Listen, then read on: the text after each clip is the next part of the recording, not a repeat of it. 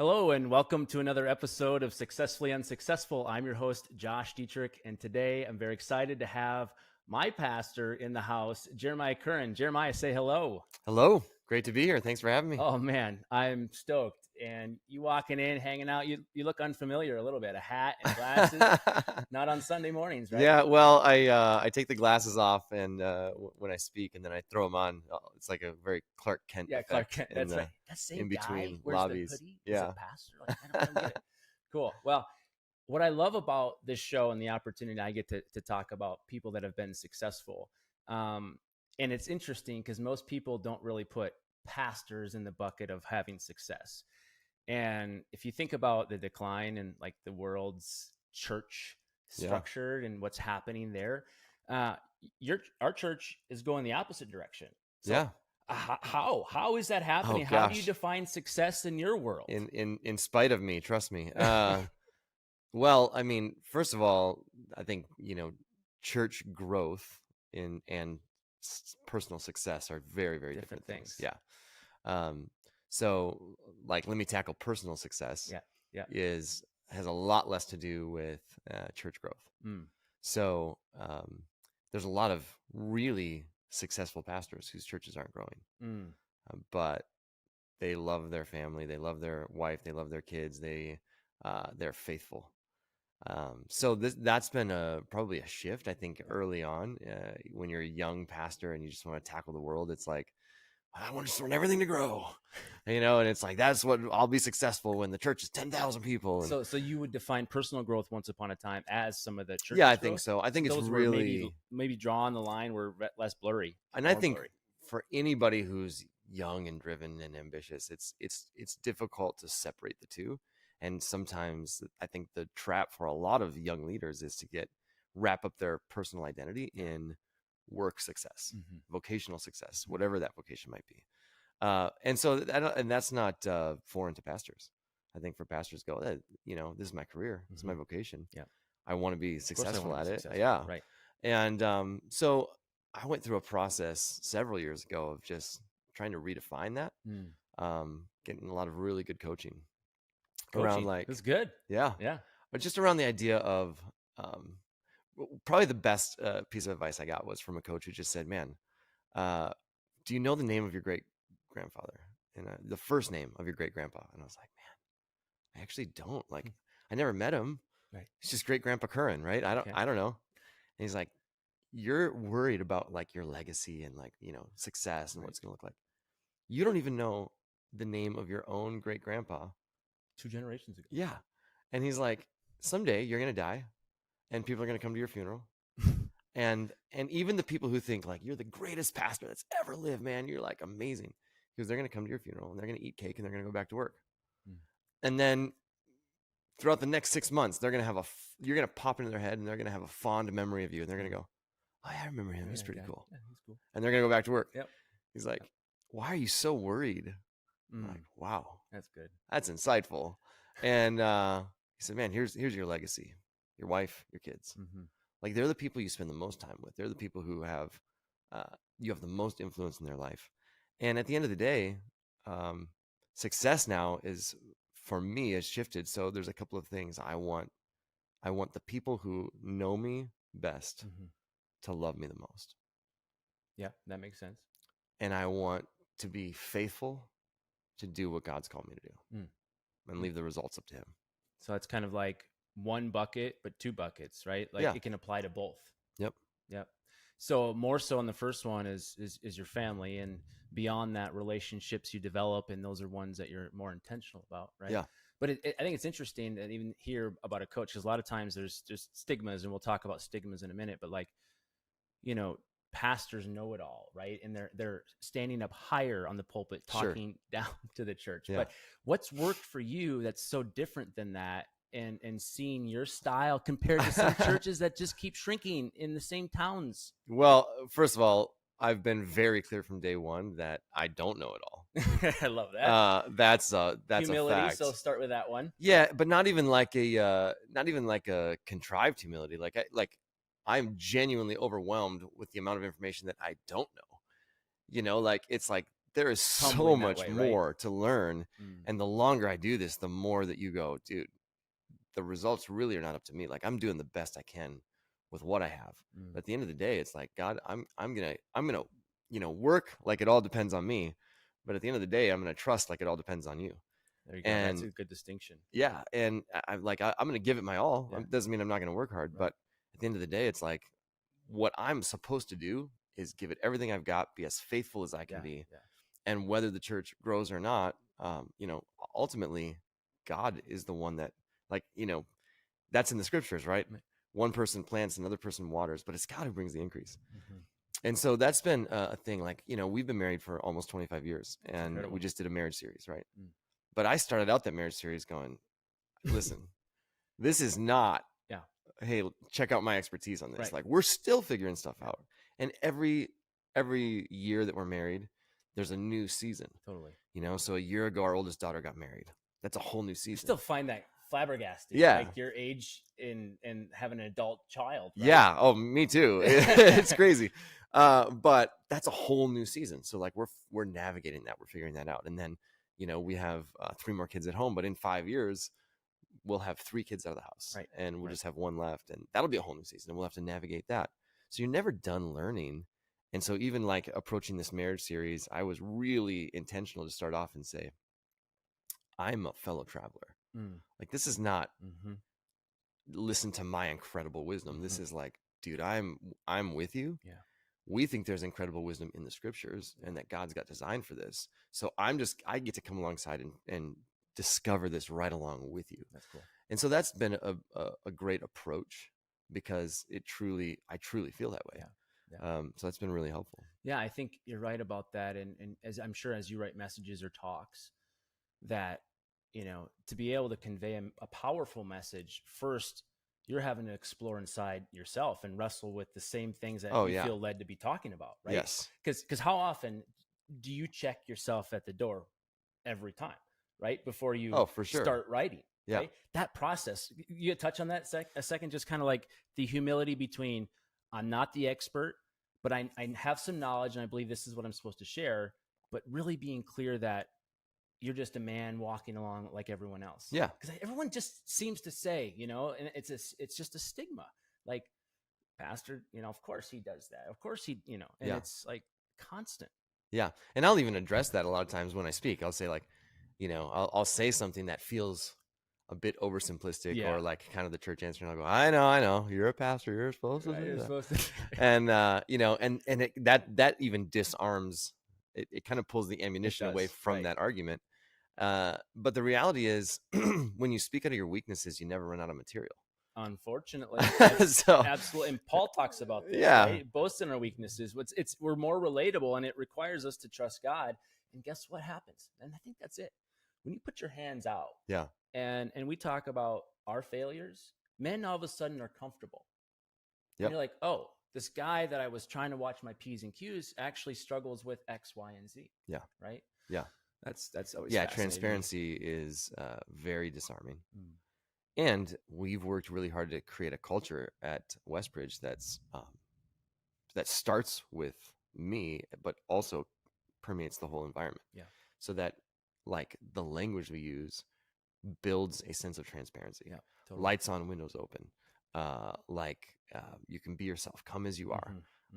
So there's a lot of that language that's built in to create an environment that says, like, we want you to truly be who you are. And part of that is, there's the little things that we do too that are just indicators of, like, I don't use a pulpit. I have a coffee table. Yeah. I know I said pulpit earlier, talking, it's like habit. Yeah, but I mean, like, I just, we're always doing things to try to remove the distance between the guy up front and the person sitting in the audience. And so, like, I mean, if I'm in the building, I'm hanging out in the lobby with people. I'm not like in a green room somewhere. And, it's just, that's just my wiring. You're a greeter too, aren't you? Every Sunday. I mean, not by assignment, that's just how I'm wired, like. So no one's asked you to be there. I can't imagine not hanging out and saying hi to people, Yeah, that's great. Well, but to be honest, there's a lot of churches that are more, less extroverted than you. Yeah. Right. That are more introverted, that are really wired. 100%. Right. So I think it's actually, in a way, a leadership example by being in the trenches, really. Yeah, and there's great pastors who retreat to their office afterwards. Okay. And that's more of an introvert thing, right? And it's a wiring, and they do an amazing job, and they're great leaders, and they create the exact same environments. They're just not wired to do that. Totally. I just happen to be wired to be like, I feel like if I was sitting in a back room, I'd be suffering such incredible FOMO that I would just like, I gotta be out there. What's going on? Yeah, right. They'd have to lock you in and just put a bunch of cameras out there, and at least you get a little something. But that's one small way that we shorten the distance from the seat to the stage. And there's other ways to do it. That just happens to be one that fits with how I'm wired. And so a lot of those things, even the way that, that we dress is like, I was going to say that, like, I don't have a robe. I'm on the drums, man, and I'm wearing a hat. Oh, yeah. So how do you like come as you are, right? Because I've heard this, and actually I heard a guy preaching this, like talking, like we keep saying, come as you are, broken, bring your problems here, right? And but when the problems start showing up and the church is, I don't know what to do, we're not equipped, how do we handle this? You got to deal with that elsewhere. Like, how do you bridge that gap? Come as you are. What does that really mean? I think because that's an area most churches don't necessarily say or embrace. Yeah, it's become a more popular phrase over the last decade or so. Yeah. But it's something we started 17 years ago. It's something we've said from day one.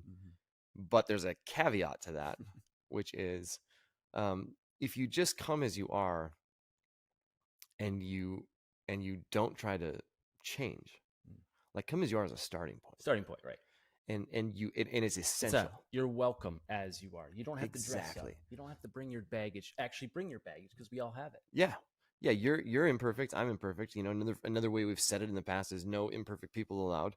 Yeah, that's a good one. We're not actually excluding anybody because that's all of us, right? Right, exactly.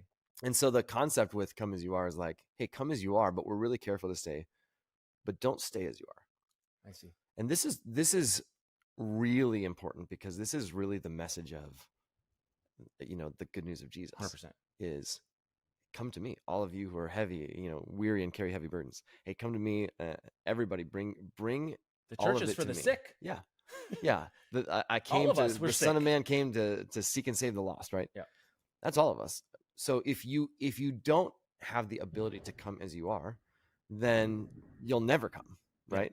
Right. But Jesus always changes people. But this is where churches get it confused, and never on purpose, by the way. Like it's always unintentional.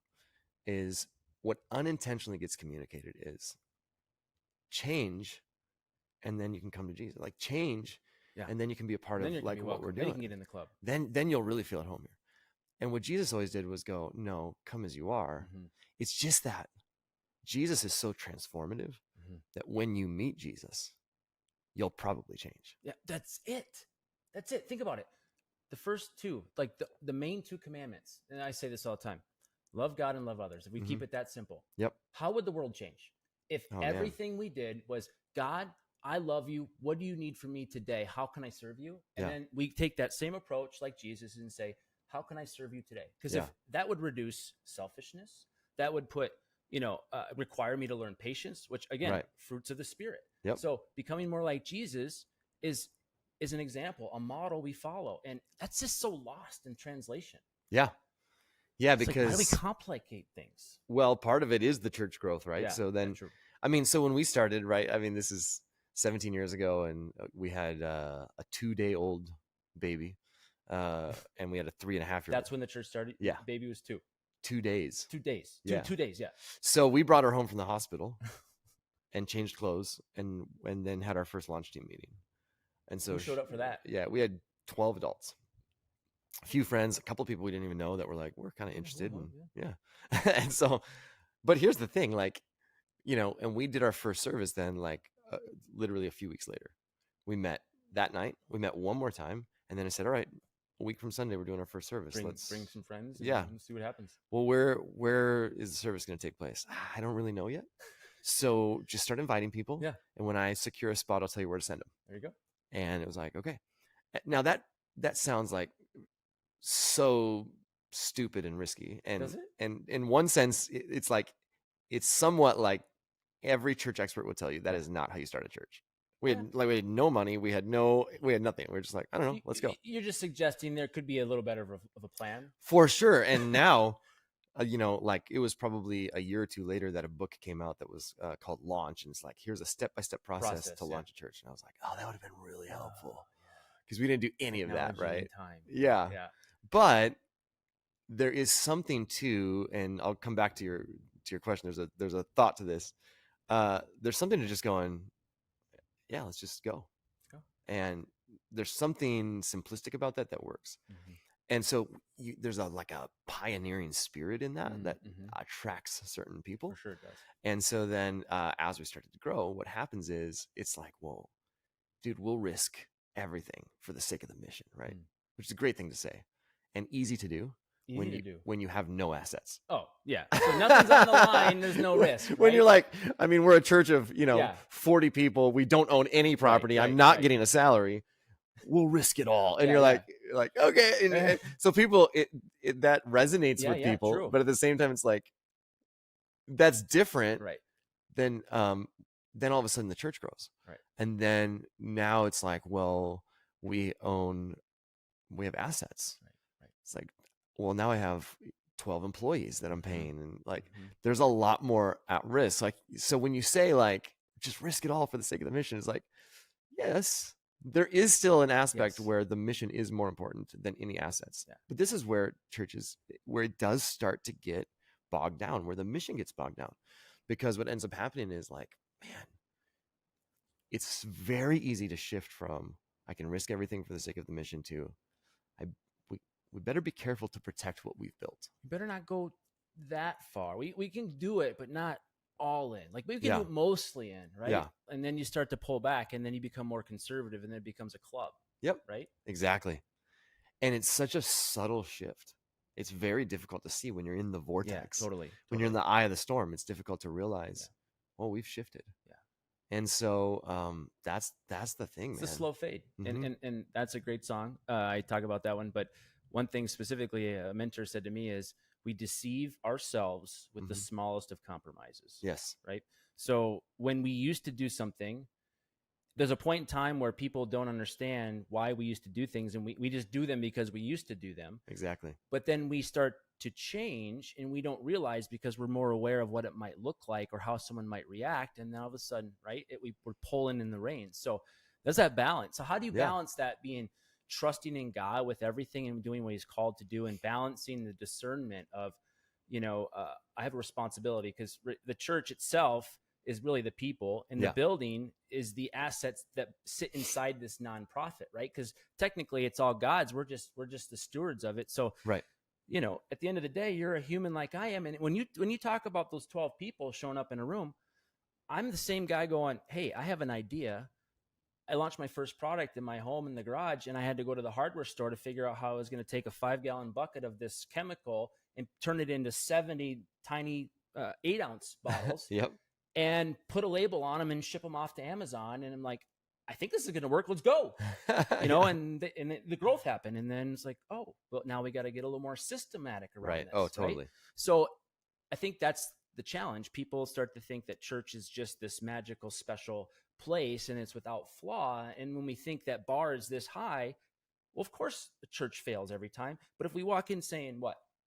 We all fail, and come as you are, no perfect people allowed. It's like, oh, I get that. Yeah. I'm welcomed. Yeah. That's great. That's great. 100%. And that's what people want to be a part of anyways. Right. And what I found is if you sort of shrink back and give in to like the protection mode, it's the beginning of the end. Yeah. Oh, I don't want to ruin this. I don't want to, it becomes a self-fulfilling prophecy of that's great. Like, that's the exact thing that will take you down the path you don't want to go. Okay. So speaking of that with coaches, and, I think it's fascinating again, when someone says, hey, like even counseling, right? Counseling is perceived to be for people with problems. And yes, we all have problems. Okay. Me, right? So I'm in counseling.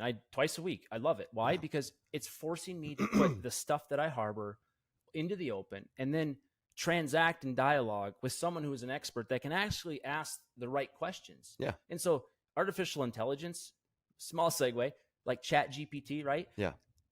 The data that comes out of that is only as good as the input that goes into it, which is the prompt. There's literally prompt engineers now, right? Big money being paid to write things that ask the right questions. Right. And so that is the question. Who is prompting you with feedback? Because I'm certain that you've ran into circumstances where you just feel stuck or inadequate, or you were doing something maybe wasn't to the level it could be, right? And you had to take tough feedback. What does that look like for you, and throwing it out there as a humbling, teachable moment? I mean, I love tough feedback. Yeah. I think like I have very thick skin. So like, and I think you just have to, like, it's one of those things. Sam Chand is a leadership sort of consultant, written a lot of books. He has a book called The Pain of Leadership. And really the premise of the whole book is the higher your pain threshold, then the higher your lid in leadership. Because the higher you go up in leadership, the more painful and lonely it can be. It's lonely at the top. And so you just have to like be prepared for it, right? And just know like the more you go, the more pain there is. But what is helpful around your question is recognizing that and just going, okay, up in my pain threshold. But honestly, the right feedback. Like, we get feedback all the time that's just like, whatever. I don't. Is there a specific one that you really had to wrestle with? Right? But sometimes there's feedback where it's the right feedback. Is I don't get offended at that at all. That's gold, right? That's what over and over again in the Proverbs it talks about, like gain wisdom, gain understanding. Right. It's actually your friend. It will help you. And so if it's delivered in the right way, the motivation behind it is, man, like, I'm so for you. Like, when I have to give tough feedback to somebody, I want them to know that I'm for them. Like, the reason I'm giving you this feedback is because I'm so for you that I'd hate for this particular thing to keep you from limit you. To limit you, to keep you from becoming everything God's created you to be. But right now it is. And so Patrick Lencioni talks about this, like the kind thing to do when you're having a tough conversation is, like, we think it's kind to not point those things out to someone, but it's actually more kind to tell them, like, here's what I see. Even though it might be a difficult, tense conversation, it's more kind to not limit them and to let them know this is actually could hurt you down the road. And when people do that for me, I've been on the other end of it enough to know, like, they're actually being kind to me. They care for me. They're for me. And so when that feedback is like, hey, here's something that I'm seeing in you. Here's something you need to change. Here's something here's an area that I think you could grow in. It's like, oh, I did not see that, but man, you're right. Is there one particular that you wrestled with that you were like, I don't quite get or agree with that feedback, but it's true? Yeah. That you've had to go, because I am this way. Like, you know what? When I was 40 pounds overweight, I had no idea until no one cared to tell me. No one's right. Dude, come on. Like, so my dad would say, why don't you mix in a salad once in a while? I'm like, good old dad. Right? That's about right. And guess what it was for me? The aha moment was nobody. It was me seeing myself in a picture, right, and being appalled, right? And so sometimes it takes our stubbornness to get there. I'm just curious how you see that for you. Yeah. I think that one of some of this is wiring. So one of the ways that I'm wired is just discernment. Yeah. And so I can see pretty quickly and pretty clearly if the feedback has merit. I see. Or not. Totally.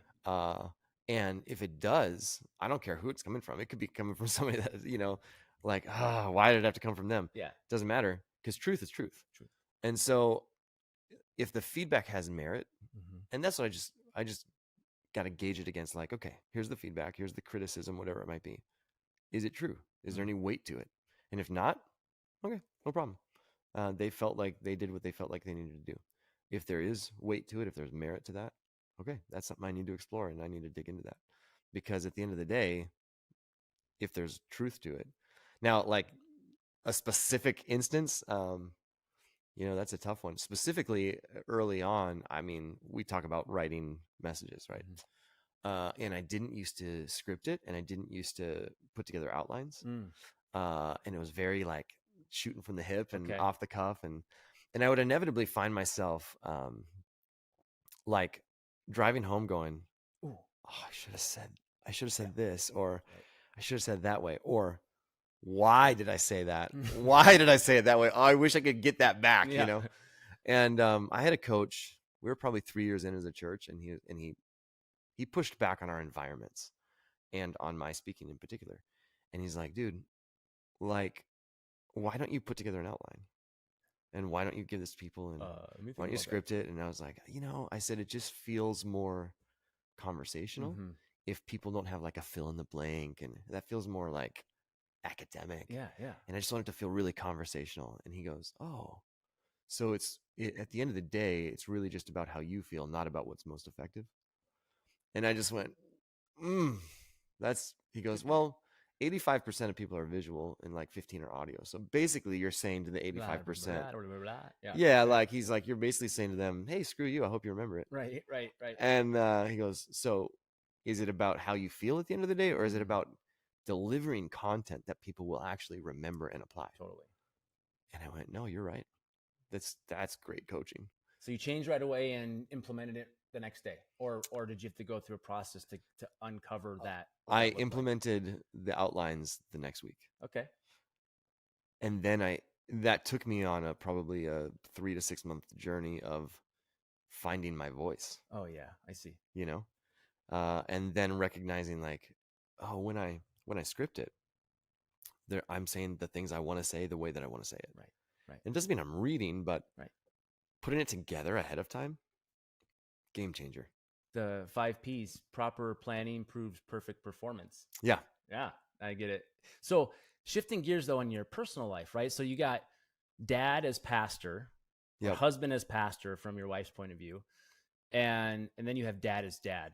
Yeah, and dad is dad at home, and obviously your kids are running around there calling you dad at church. Yep. But the struggles, and I really stand behind this, that there are people that I know and we all look at them and go, he's got it all together, right? And there's seasons of my life and some of the success I've had that people have told me like, man, like whatever, X, Y, and Z. And the truth is so much farther from that there's a side of me that only 6 people have ever seen. Yeah. My wife and 5 kids. For sure. Because they're the closest to me. And so unpacking that from a pastor's point of view, from your point of view, blind spots that your kids have noticed about you, or challenges of your personal sin struggles, or your wife's, hey, Jeremiah, like we're not doing this right. You're not doing this right. Like, what have you had to specifically swallow to shift and change who you are? Yeah.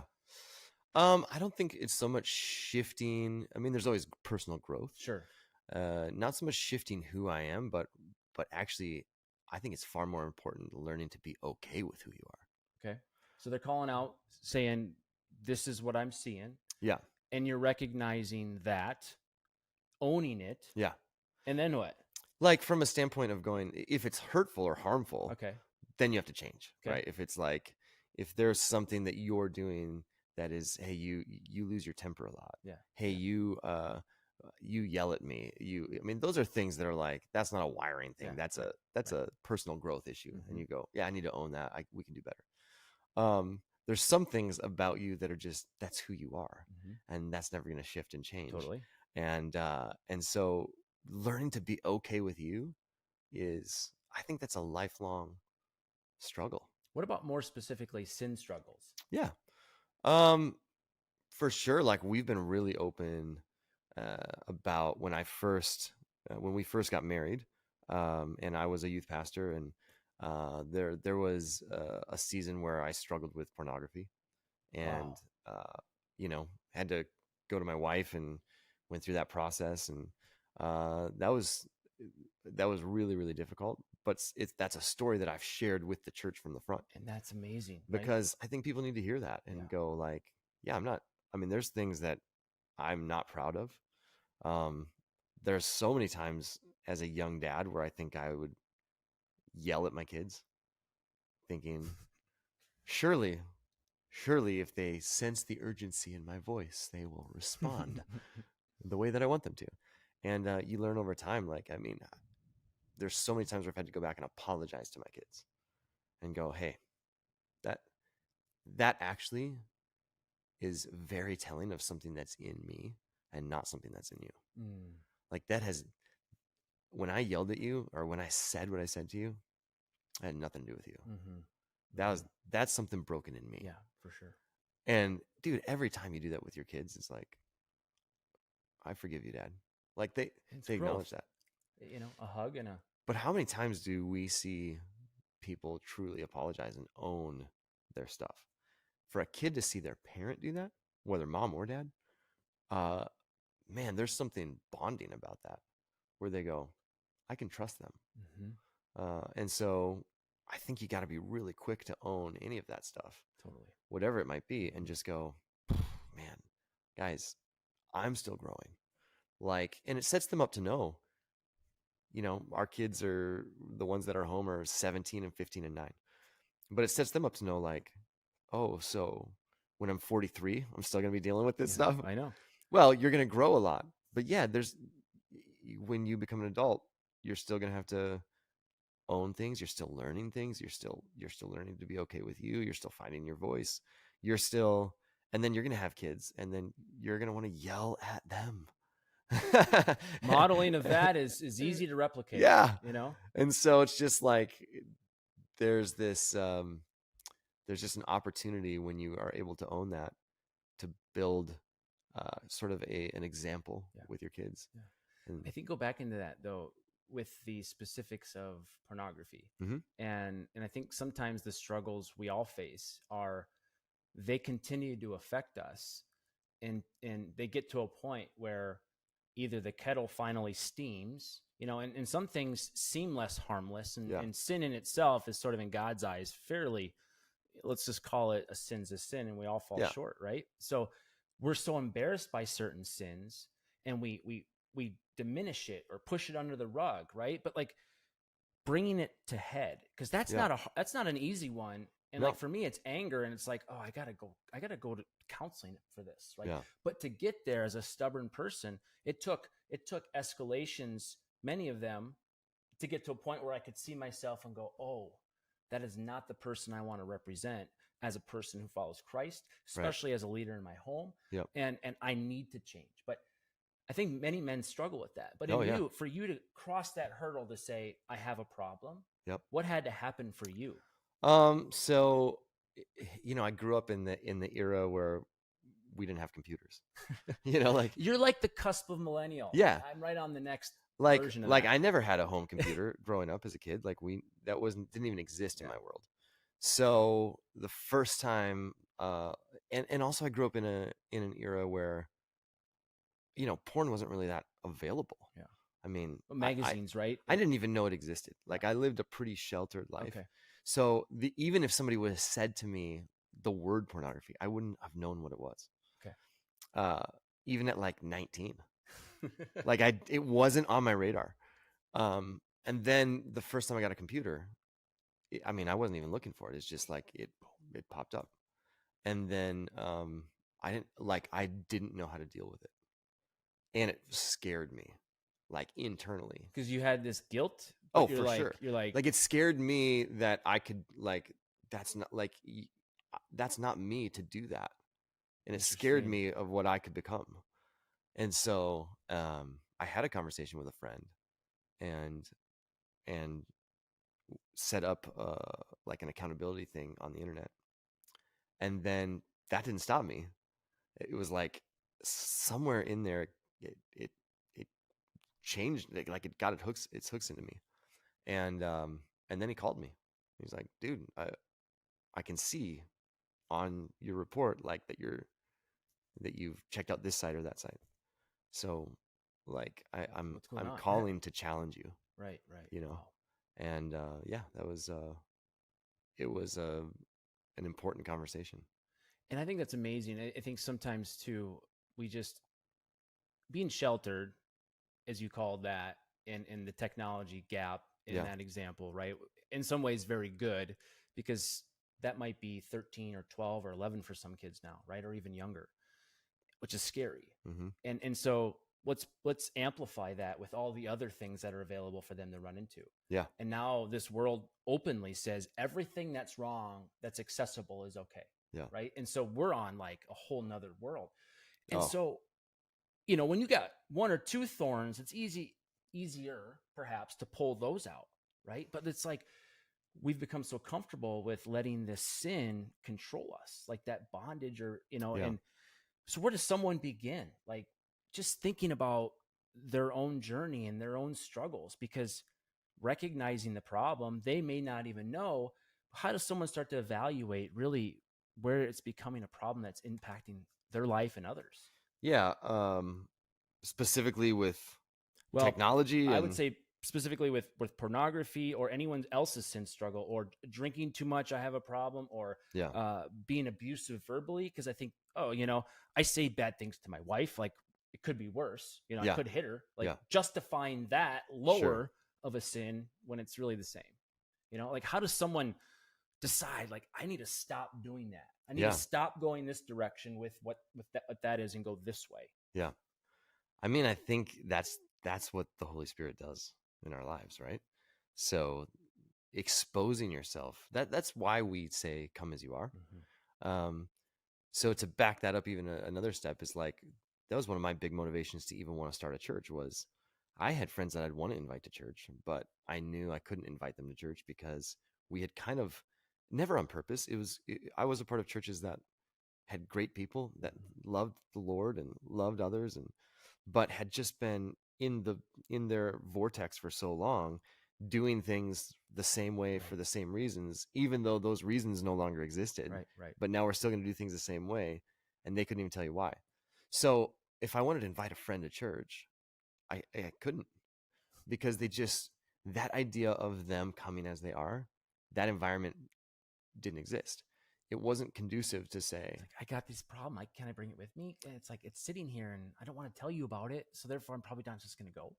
Or even worse, I will go, but I will hide that part of me.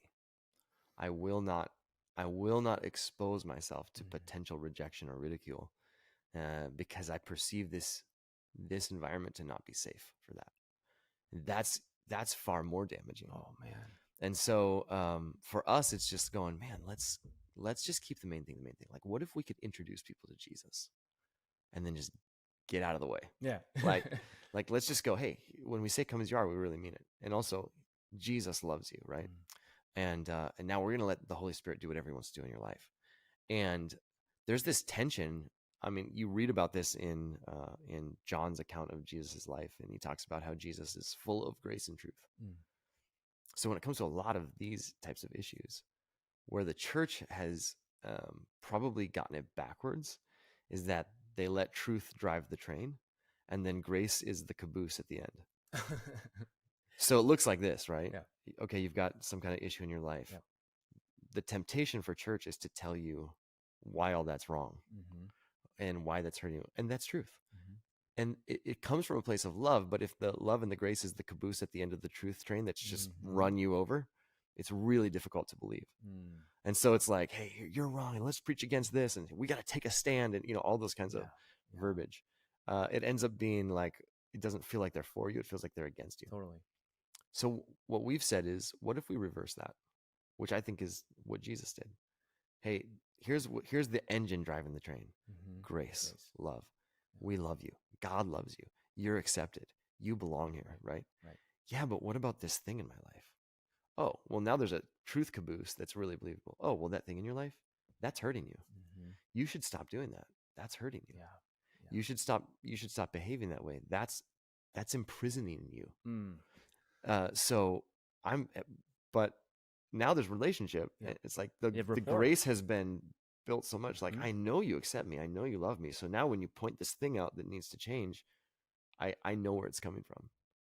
And something so simple like that, right? And I think that's where the church often gets a bad rap. And this corporate structure of condemnation, do as I say, not as I do. And I think we've all seen it growing up, in some places worse than others. And it's frankly scared many people away from faith in general. Right. And so it's been harmful. So shifting gears, and I think this is part of the overarching, story is we're not the same. We came as we are, but we're not the same when we leave, when the Holy Spirit lives inside us and continues to guide us, right? So can you quantify in any way possible how your faith has grown in 17 years from saying, let's show up on a Sunday? Yeah. Well, I'm softer, as a person. So what does that mean? I'm less given to high ambition. Not that I don't work hard, but you get to a point where it's like, I think early on, like, check the numbers after every Sunday, make sure, like, and you get to a point where you're like, like, I know I did everything I could do. I know I left it all, left it all on the field. And so whatever the results are, that's up to God. Right. So I've softened some of that, that edge of ambition and drive. And maybe that's differently said too, that would it be fair to say that working hard in the beginning, but was also putting the weight and responsibility on your shoulders as opposed to trusting God with the results, right? So maybe that's part of the softening. 100%. Yeah, that's well said.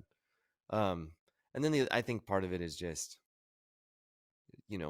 work-life balance has shifted. My communication with my wife has gotten a lot better in the last 17 years.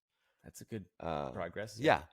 In the sense of, like, there would be a lot of 8 times. years of crap, right? No, I'm just kidding. Yeah. 25 years. Yeah. There's so many times though where I just wouldn't communicate with her. Just keeping it in. And not because of any reason, just life is busy, and I just would forget to tell her something, and all of a sudden we'd have an event that night, and then she's hearing about it on the back end. And then it's like she's hearing about things because we announced it on a Sunday morning. She's like, I didn't even know that was happening. What is it? And managing expectations and communication. Yeah. Wow. And so it's making, there was a season of our marriage where it made her feel like less than, and made her feel like, and truly I never felt that, but it's what got communicated. Her perception. Yeah. And so over the last several years, working really hard to treat her truly as a partner. That's changed. I think my faith has grown because it's been less about absolutes. There's more room for doubt in my life, which sounds like, wait a minute, you have more doubt, so your faith has grown. Right. Yes. Because the more you know, the more you realize you don't know. Yeah. The questions, and it lets you ask really good questions. Totally. And when you ask really good questions, then you are free to discover things that you haven't discovered before. And so my faith has really grown in the last probably 10 years in ways it hadn't previously. Right. Because I wasn't holding so tightly to things that really didn't matter. I know. And once I got rid of those things and acknowledged all that I didn't know, my hands were much more open to receive brand new truth, and the truth of really how good God is and how much he loves us. Yeah, absolutely.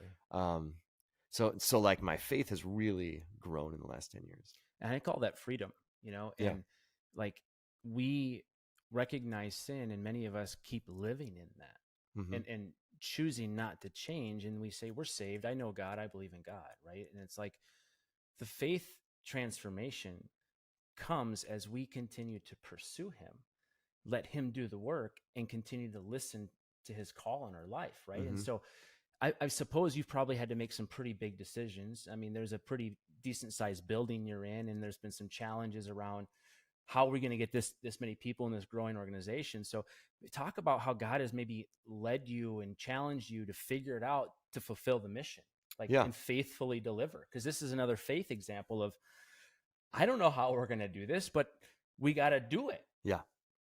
Yeah. It starts with a premise of, I do think God wants to grow his church, right? So that was the promise that Jesus said. This is the one thing he said he's going to build. I'm going to build my church, not a building, but a group of people, a movement of people around the message that he is God come to earth. And so when you think about that, the building is just a tool, right? Yeah. But it's a pretty helpful tool when you are having several hundred or even more than 1,000 people showing up. Oh man. And so it's like, okay, we got to figure out a way to do this because as much as you see this all through the scriptures, as much as God says, I'm going to build my church, he also works exclusively through people. And so you have to own your part in that and go, okay, there are certain talents and gifts and wirings and experiences that have shaped me, that have brought me to this point right now. Totally. Huh? And so I'm responsible then to take all of that and go, all right, this church is growing. And what does that next season look like for us? And so it was a lot of meetings and, city council meetings and meeting with, mayors and city council members and, just. How long did this take? It took us years. We did our first campaign in 2012. Years. So you're saying the idea of we need to get our own building. Yeah. And that journey began, and how long it took? 6 years from start to build? Yeah, almost 7 years. Or start to being in the building. Yeah. Wow. Yeah, because initially we just did a campaign to try to raise money to hopefully we could buy an existing building. That's cheaper if you can retrofit an existing building. But in an area like this, there's not old buildings. And it didn't have Indiegogo back then. You couldn't just do a crowdfunding. Yeah, exactly. There's no big buildings to buy. It's true. There's no empty buildings that are big enough to house a church. Or designed for that structure. Or designed for that, yeah. And so we got to the point of going, okay, so we know that we're probably going to have to build. Okay. So we raised enough money to buy land. Okay. But we didn't raise enough money to build on that land. Get some of the dirt. Yeah. The right to say that. So from 2012 to 2014, we raised money for a couple of years. And then it took us 2 more years to find property. We went through a series of, we had different purchase agreements on different pieces of property. City council, no, it's not zoned for that. No, we can't here or there. How many no's? So 26.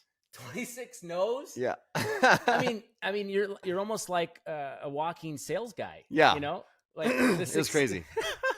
So the piece that we're on now, the piece of property that's our 27th attempt. Yeah. Dang, man. And so that one went through, right? So we purchased that in 2016. And then we weren't able to build on it because now it was like, okay, now we own land.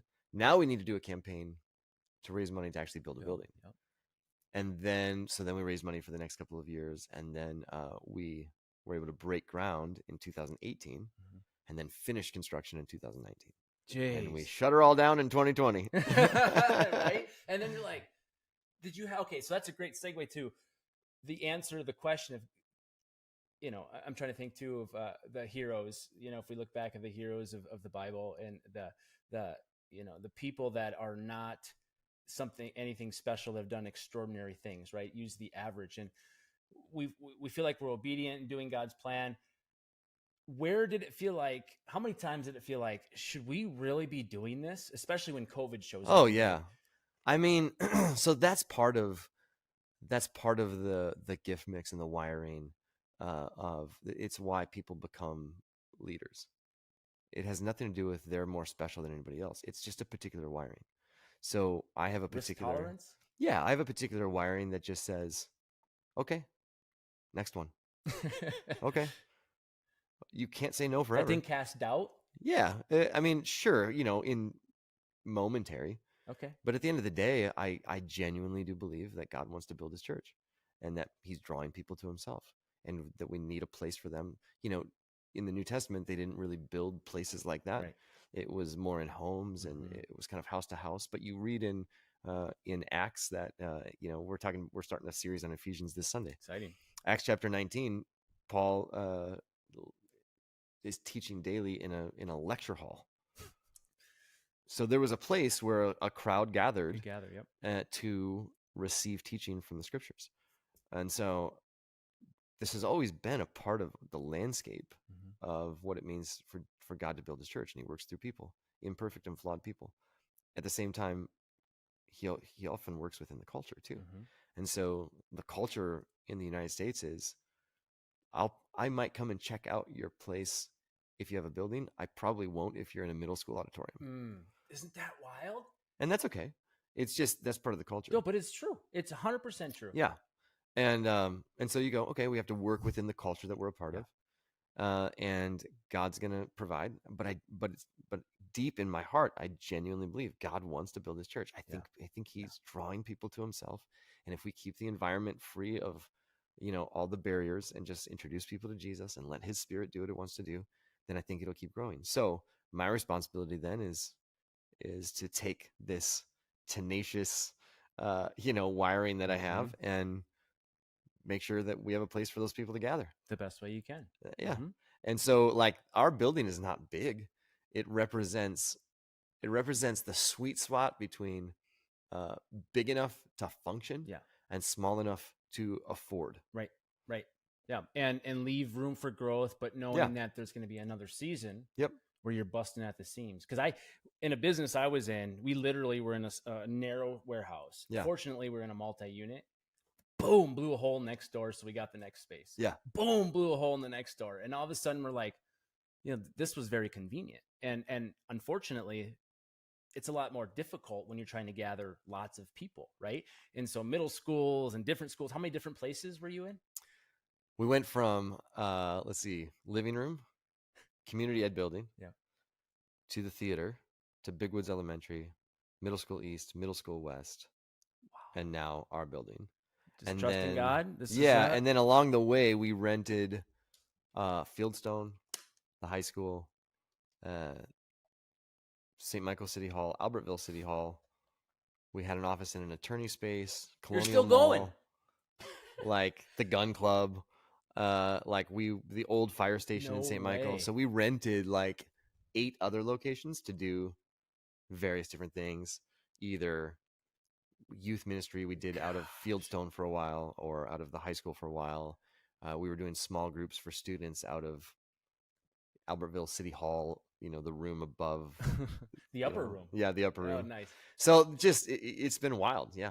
That's incredible. And I think that's, a testament to continuing to be, faithful and showing up, using your talents. And God has wired you that way and open doors for you because he knows that you might be a 4 or maybe even a 5 talent guy that he's going to trust you with a lot. I beg to differ, but maybe a 1 talent. Maybe a 1 talent. I don't think you buried one trick pony. I don't think you buried your talent. So that's at least a 4 talent guy. So I think, that thing about Jesus drawing people to himself and we've seen definitely the movement where if you're coming as you are and that grace first instead of that truth truck, it's wild to hear. Like a lot of times it was backwards where kids could hear about a kids program and the parents would send their kids there and the kids would get their education. Right. And because, there was nothing for parents on Wednesday nights, they just send the kids there. And I think that's still true with our community, that there's a lot of kids that come and maybe the mom or the parents or especially the husband may not go. Yeah. And so especially again, with all of who the church is or the hurts or how we grew up and the impact how they made me feel or that pastor made me feel, like no interest in church, so many people. And so there's some alarming stats. Like I'm not sure if you're familiar with the stat where if a kid, right, starts going to church, and in this example, a kid shows up on Wednesdays, there's only a 3.5% chance that the rest of the family begins to go. Yeah. And that's pretty alarming. Like, okay, at least a kid's going. But if the mom is part of that, it's a 17% chance. So it grows 5-fold or more. But the husband or the man, right? It's just wild. And I want to break this down, but like if the man is first, it's like almost 95% of the family goes and finds Jesus and leads a new life. Yeah. Like why do you think that is? Why is it the man that makes such a distinction in that? Well, it's I don't know if I could speak to that with any level of expertise, but well, there's a layer of truth that exists in the data, and then there's a layer of hypothesis or speculation. Yeah, how do you interpret the data? Men's wiring. Yeah. I mean, what is it? Like, do you know friends? Do you know men that have told you stories in the years, right? Where I didn't want to go do this, but this place is different like others, right? Oh yeah. So for sure we have a high male involvement. Yeah. And part of that is, I would say part of the reason that men don't go is too many churches end up with a lot of women going to church.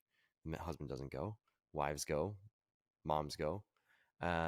So it inevitably has a little bit of a feminine bent to it. Oh, wow. And so guys show up and it's like, this doesn't apply to me. I feel like I'm going to the prom with Jesus. You know, it's like, I just like, there's flowery decor and there's, you know, it doesn't feel like I can be a dude and go to church. Yeah.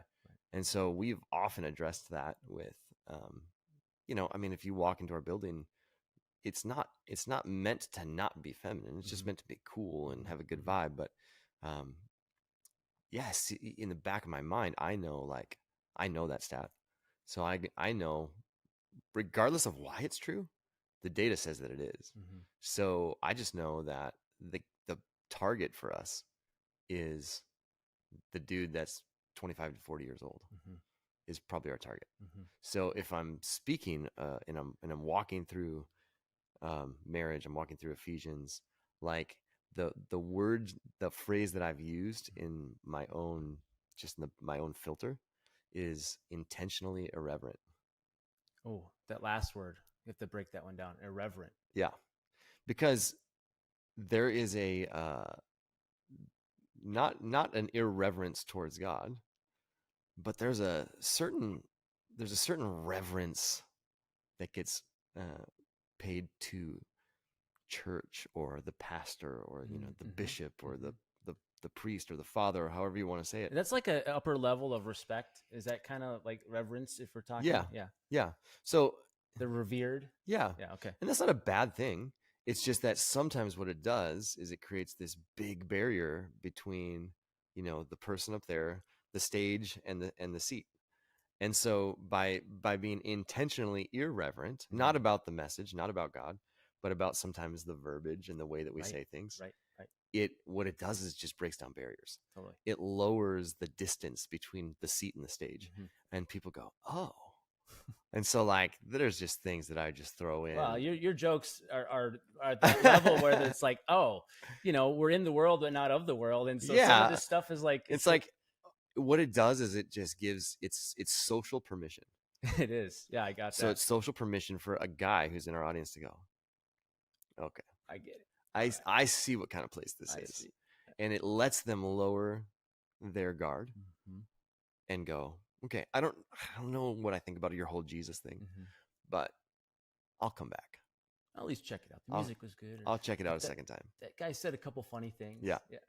You're right. And I think that's part of it. Like, we look at, and I was talking about stigmas before, but I'm going to call this the power hour. Well, the quick list of questions that just fire off first thing that comes to mind. Cause I think the stigmas that are around that still exist, you know, these are your opinions, these are my opinions, but they can be squashed, right? So here's the fire round. Ready? I'm just going to chat these off. All sins are equal. What does that mean to you? With 30 seconds per. Okay. All sins are equal. Yes. In the eyes of God, 100%. Okay. Because all they do is separate us from God, separate us from each other. True. So we separate sometimes sins at the level of magnitude. And we should, because not all sins, while all sins separate us from God, separate us from each other. The same way. Yep. They don't do it to the same degree. Okay. Right? So like there's in this life. Okay. So it's not like, oh, you're going to be in different levels of heaven. Yeah, right. But clearly, like, different actions carry weightier consequences in this life. That's good. And to not acknowledge that is just blind. How about this one? Christians think they're perfect. Oh gosh. I mean, I'm sure those Christians exist, but I think they're the exception and not the norm. Yeah. I don't really know. I don't know any of those Christians.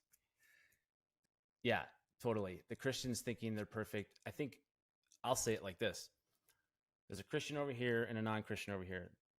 The non-Christian goes, that Christian is judging me, right? Because of who he is or what he's done, and I'm not, right? That's his perception of him. Yeah. And the Christian looks at the non-Christian. It's like, why is he so, you know, off-putting of me? Like, I just want him to know what Jesus has done in my life. Yeah. Like, you know, and I think there's this, hey, I go to church, I'm holier than thou, right? And so I love it. It's just the things that are buried down there that we've learned that we don't really think about and keeping us from going, you know? Yeah. So, all right, next one. Christianity is anti-science. And I know this particularly you spoke on a few times, and specifically trying to answer what questions with what answers, right? Yeah. And different questions with different answers. What does that mean? I mean, by and large, anti-science is unfortunately, it's become a highly politically charged term because true science is the study of the universe. And true science is actually forming a hypothesis on data. It's not, I have this opinion and I can ram it down your throat, and if you disagree with me, then I'll just call you anti-science. Right. It's become such a politically charged term. But true science is just it's the study of the observable universe. And it's ongoing though. It has to be something. Absolutely. Right? It's something I read recently in this book, the McDowells, Josh McDowell and his dad, that's his son, Sean McDowell, talking about that exact thing. Like, the reality is, if we think about the church and we think about the universe, there's so much that we don't know and we can't answer. Yeah. And we're trying to answer things around science that aren't science questions, right? Yeah. But there's also a lot that we can show, way more than we've ever been able to. Yep. And if you start with the bent, if you start with the premise that science and God are on opposite sides of each other, then you're basically not being true to the science. Yeah. Which is essentially what you accuse people of. Right. So you're going like, well, my goal is to set out to prove that science and faith are incompatible with each other. Then that's not true scientific method. True scientific method just takes you where the data takes you. And we've done more scientific exploration than we've ever done in the past. We know more than we've ever known. And if we're honest, if we can remove any of the premise that we start with and just go, where's the data point? It points to a creative God. It points to an intelligent design. Yeah. Right? The DNA, we look at the DNA, we look at the placement of the earth. Yeah. We look at the gravity. Like, I think there's like 26 factors, right? That if they were not in line, we wouldn't even be able to exist. Yes. So that happened on accident. Yeah. And so, trying to answer a faith question with science it's kind of hard, but we have science and we can have faith. And the deeper and deeper and deeper, I mean, really in the scientific community, more and more people are putting their trust in intelligent design and in God. The idea that it just accidentally happened is becoming less and less a tenable position. Yeah. And the new atheists kind of struggle with that one. Yeah. Okay. So that was like 40 seconds. Maybe not. The church is only after my money. How about that one? Do you deal with that one? I know someone personally. So this one for me is like near and dear. Yeah. No. I mean, I can clearly say no. And here's how I know that. Like, number one, we've done some things to help hopefully guard against that idea. We have to teach about money because Jesus taught about it a lot. It's a big part of all of our lives. And it's all about stewarding. It's not about more. It's about managing what you have. So here's the commitments we've made to make sure that that message never comes through. Number one, we only teach on it when we're in a financially healthy position. So that way, hopefully removes any ammunition from that argument. It's like, no, we need to pay rent this week. Yeah, it's like, no, we're good. Yeah. If you never gave here, we're fine. Right? This is for you because we're for you. Secondly, we model this with our family, with our staff, and with the church. So our family operates this way. Our staff, their families operate this way. And our church gives away 10% everything off the top. So you're practicing what you preach. We're practicing what we preach. There we go. We genuinely believe this. That's so, and then we just go like, and God doesn't want anything from you. He just wants this for you. Like, if you live like this, it's miserable. It's the definition of miser. We get the word miserable from someone who's a miser. And so, but when you live like this, yes, you get to hold on to what you have, but you're also not positioned to receive anymore. Totally. So when you live like this, it's like, oh, well, God can give you so much more. And we just want that for you. Right. So like, if you never give, we even tell people like, you never give to Westbridge, that's fine, but you should give somewhere. Yeah. Right. Like you should give somewhere. And also what's amazing to me is most of the people who have that argument, it's fascinating. And maybe this is more the cynical side of me, but most of the people who have the argument love what we do. You mean they love to put their kids in the kids' classroom that somebody else paid for. They love to bring their student to the youth ministry that's in a building that somebody else paid for. They love to come to the service and sit in a seat that somebody else paid for. And it's like, this doesn't just happen. Right. God uses what he's given you. And when we take what he's given to us and we steward it well and we manage it well and we reinvest it in something that has internal significance, you're able to sit here and complain about the giving side of things because somebody paid for that seat. And this comes from people that are sometimes business professionals. And it's a different type of mission that requires an infrastructure like a business, which means it has to operate through the funding and the economics that are required, right? Including a building, including the people that show up. So I get it. So you're talking about money, like all Christians are hypocritical. That's another one that's related to this. Like, do as I say, not as I do. Yeah. Hypocritical though, I think that gets a bad rap because a hypocrite is someone who doesn't see it and hides it. So the word hypocrite, it comes from a stage actor who wears a mask. Okay. So yeah, in the one sense, if I say one thing and I do another and I'm aware of it, but I constantly keep that hidden, that's a hypocrite. So it's intentionally hiding it? Yep. What about when we do something that we talk against, but not connecting the two dots? Yeah, and then once I'm made aware of it and I repent and I turn away, right? That's called being human. Yeah. That's not a hypocrite. That's not someone who's intentionally hiding. That's where we get the word hypocrite from. So a hypocrite is someone who goes, let me tell you all the things, but I'm going to live my life my own way. Yeah. There's a gap there. I'm hiding. I'm it's not congruent, right? So I'm hiding the real me behind a facade. That's a good point. But if I genuinely believe this is the direction to go, and then I stumble along the way, but I get up and I keep moving in that direction, that's just called life. Yeah. Related to that though is the judgmental side. Like, and I think it's funny when some of the organized religions become more like a club. And I'm just talking with my parents about this, like, and sometimes they feel like, they've got all of their stuff, they got their clique, and it's designed what it is. There's not a lot of new people, and they're all comfortable, right? And it's like, well, you're just not there yet, and we do see it, but why? How do you bridge that? I mean, it's like human nature, right? It's just, one is we identify with people similar stage of life. Like some of those are commonalities that connect us, and some of that's healthy. Yep. And other parts of it are an awareness that I'm moving in the same direction as someone, but I might be a little further down the road. Yeah, true. So in the Jesus way of living, and in Jesus community, it's, hey, come alongside me, and I'll come alongside you, and I'm going to pull you and push you and encourage you. And discipleship, right? Yeah. And so there's just an awareness of that. But some of that is just, you have to overcome and be aware of there's natural commonalities that, I'm going to hang out with you because we both love music and we are similar in age and have kids similar ages. And there's some things that are common to you and I, whereas, somebody who is 70 years old and I love them, we probably wouldn't hang out in a small group together. And that's okay. But if they're surrounded by other people in that season of life and they have community with them, the goal is that I don't know everybody, but I should know somebody. Yeah.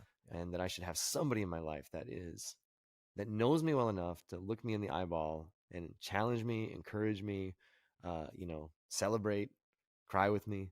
But also be vulnerable and willing to, like the way you were talking about with your son, right? Yep. Be willing to share their challenges because, when you say, I'm judging you, or the church is judgmental, right? It's like you've achieved this, so that's where the grace piece comes in, right? Like the judgmental thing is, I feel like for so many people, it's an ace up the sleeve. Because I really don't know that many judgmental people. But here's where people pull the ace out of their sleeve. You disagree with some piece of my lifestyle that doesn't line up with scripture. Right. And as a friend, you're like, hey, like, I want to challenge you on this. Yeah. And I can just go, ace up the sleeve. You're being judgmental. Don't judge me. Jesus said, don't judge me. And it's like, what? No, first of all, that gets misquoted. Jesus didn't say don't judge. He said the level that you judge others, it'll be judged back to you. That's an important distinction. And he also said don't throw pearls to pigs, meaning he's like, well, what does that mean? Meaning like, be careful in your approach. Yeah. Okay. And and assess if the judgment that you're about to deliver is going to be heard. Because otherwise it's like you're taking something that's valuable and you're just it's going to get trampled underneath. Intact in delivery, right? And also, like, look at the plank in your own eye before you go. Just going to go there. Yeah. And all of that is in one section. That's all one teaching. Those are not verses that are peppered. Out in this? No. Yeah, probably. Yeah. I have to go back and read it again. But yeah, it's in there. Matthew it's so 5, easy 6, and to 7. do. Like, why didn't you? Right at the top of my lungs, I'm yelling, right? And that's the fundamental problem, right? It's a selfish desire that drives that. And here I am, this log, right? Yeah. And when I see clearly that my sin is impacting, right, how I'm living, like, so it doesn't earn us the right, but when we come alongside one another and disciple someone, and we're humble, and that's our calling, to sharpen each other. And I think this idea of like, you're judgmental or don't judge me is like, it just is so overused, because we make judgments every day, all day. Yeah, we all make a lot of judgments every single day. And guess what? I can disagree with you and still love you. Yeah, it doesn't mean that I'm judging you or being judgmental. Yeah, I might be making a judgment about how I want to live my life, and you're making a judgment about how you want to live yours. But this idea, that I just use that judgmental phrase as an ace up my sleeve anytime that you disagree with me,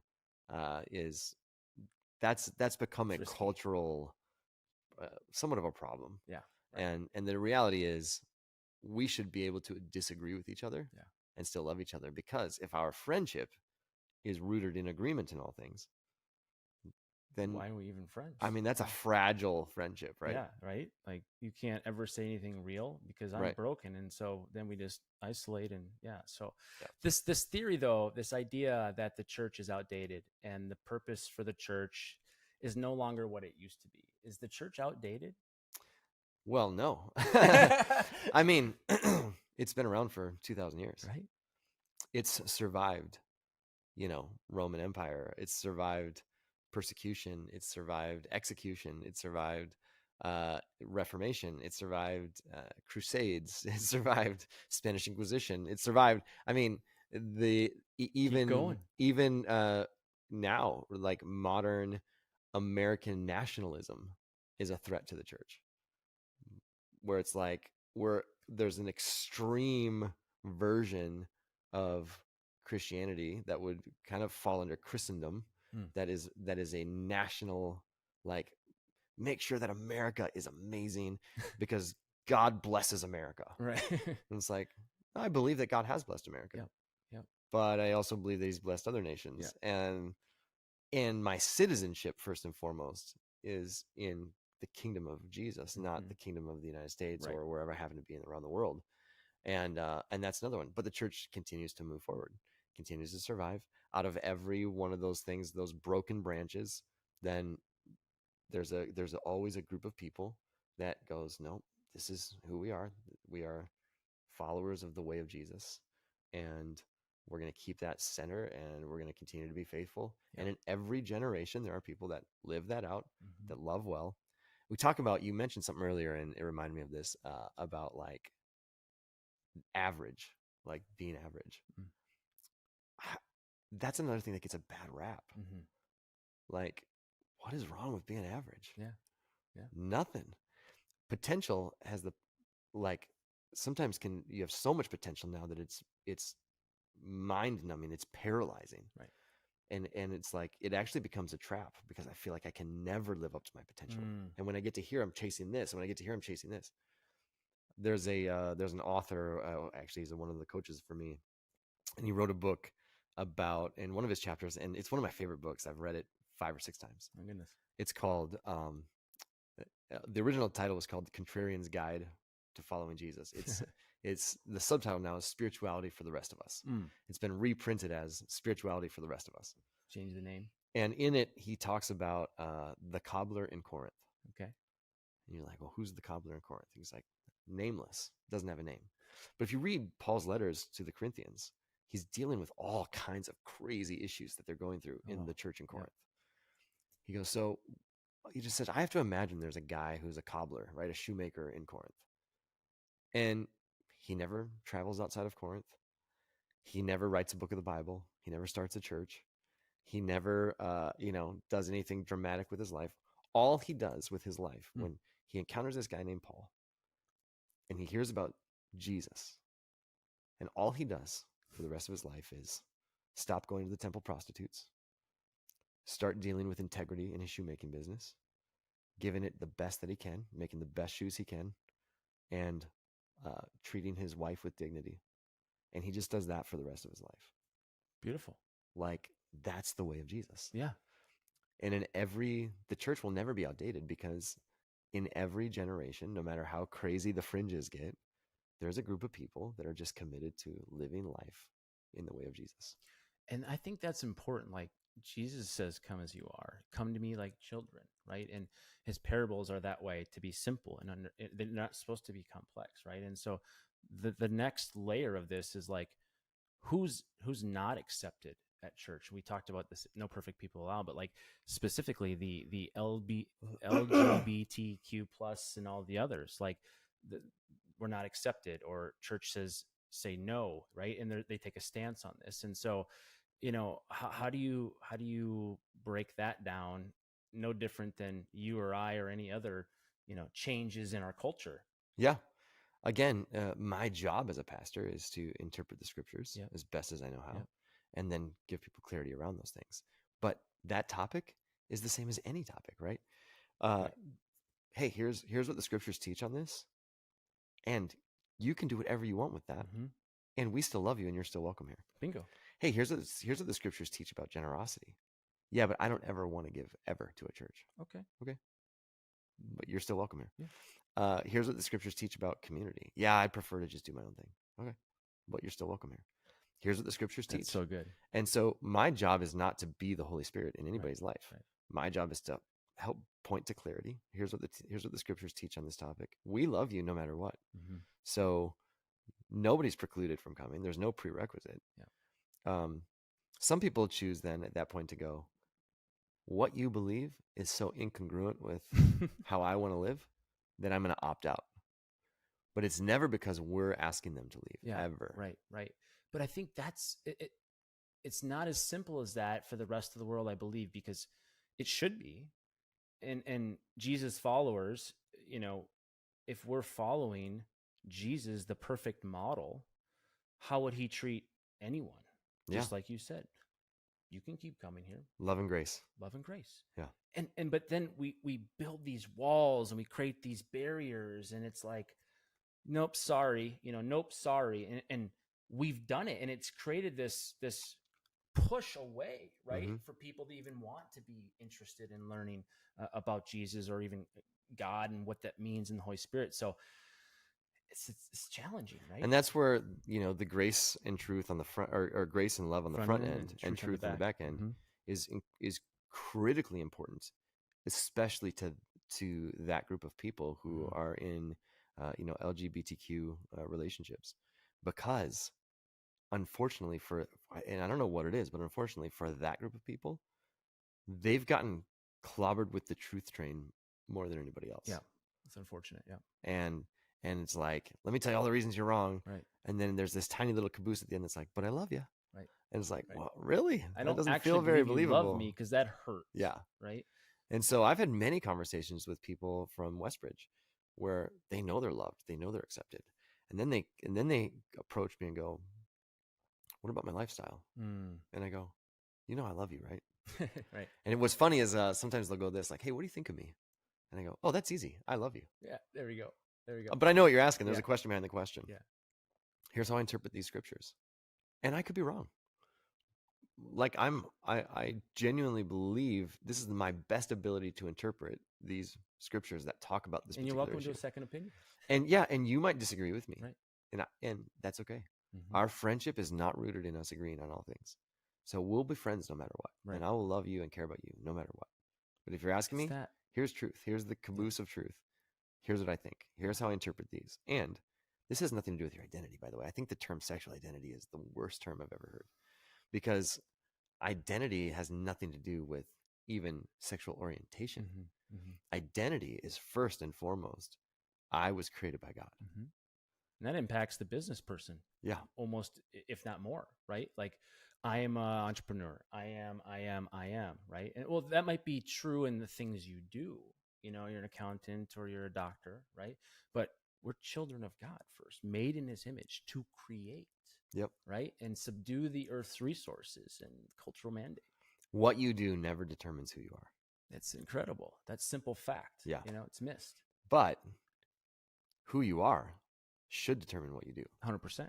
So when you recognize, oh, I'm a child of God, now that out of that, it impacts my behavior. Faith without deeds is dead, you know? And so if we have that faith, then prove it. But even demons believe there's a God and shudder, right? Talk about in James. And so it's amazing. And I think living it out is the application, and community is why the church grows, because I have neighbors, right? And getting to know neighbors and like, who are these guys, you know, and their kids play together, but they're different. And without even inviting, we started seeing our neighbors going to church. Yeah. It's incredible, right? So like community starts in our neighborhoods. It starts in our homes. It starts in our actual cities and towns. And if we can impact the layers of community that we have, we can change the world, right? And so like having the doors open, and even me personally on a Tuesday morning to go hang out with 50 guys that are willing to be like, you know, I haven't heard this kind of truth in a while, just sitting around a table,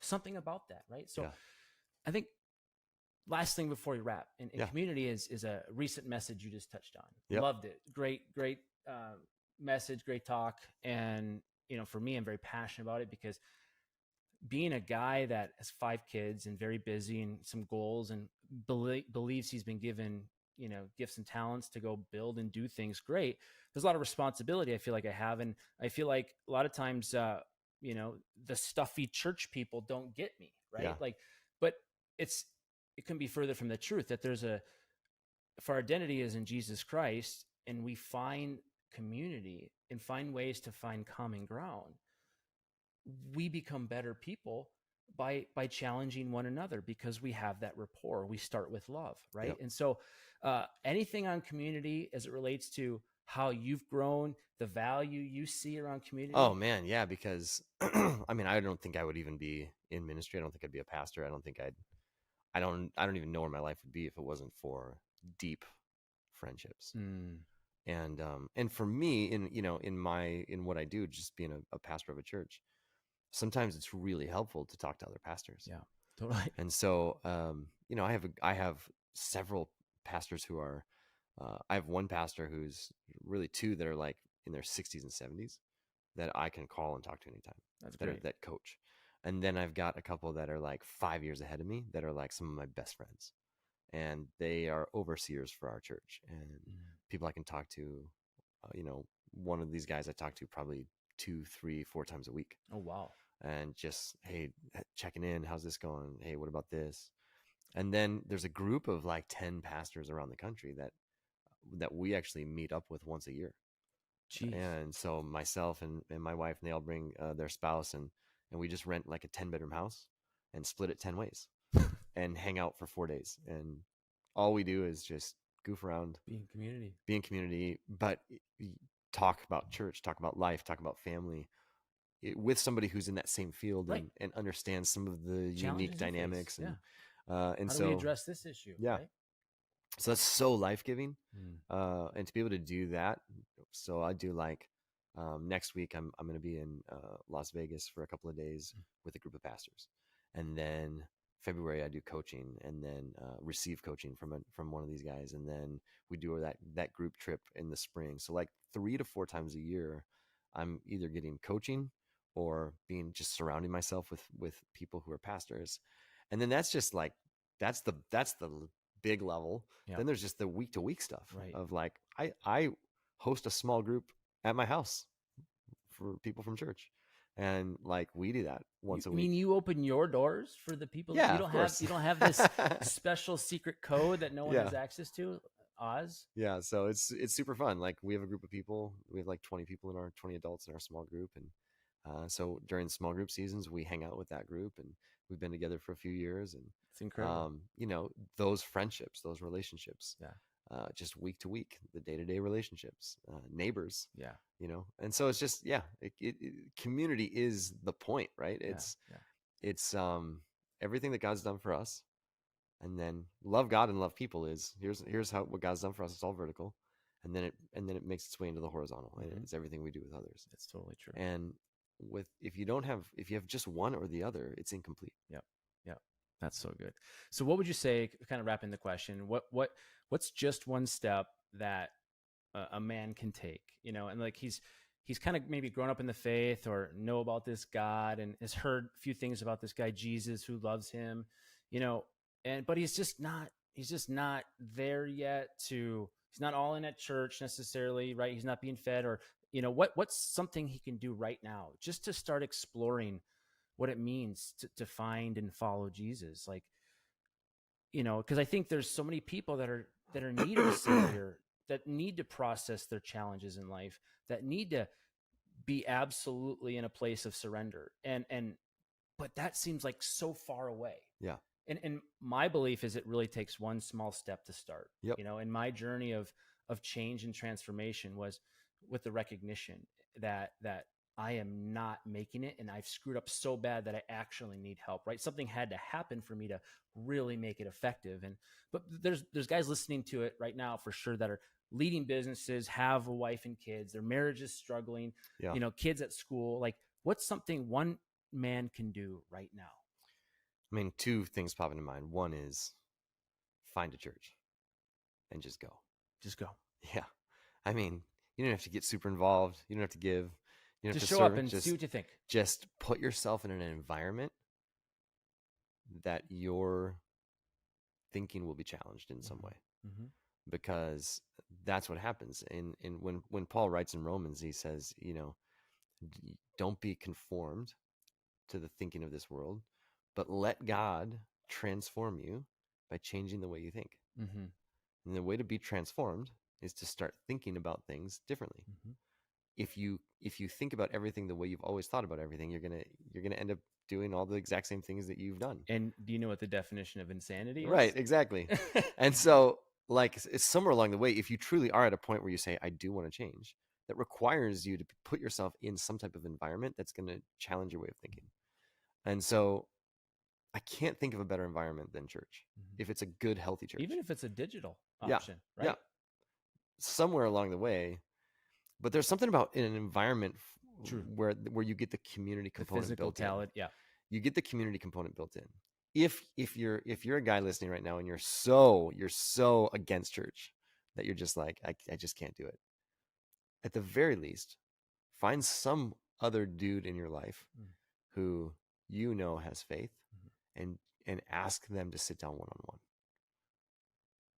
I would do that in a heartbeat for anybody, because sometimes that's the small step. Yeah. And typically that guy who has faith is a part of a church. Yeah. But his mission isn't try to get you to be a part of his church. His mission is just to help you, because he loves God and he loves people. It's awesome. So I showed up at this one meeting to hear a speaker, and I sat down next to a guy, just made conversation. And somehow I very quickly told him I'm a part of this group, and my life, I went down this path of infidelity, and my marriage was on the rocks. And he looked at me and said, it's like God sat you down right next to me. He's like, I'm in the middle of navigating a divorce, and what you shared with me today was just so impactful.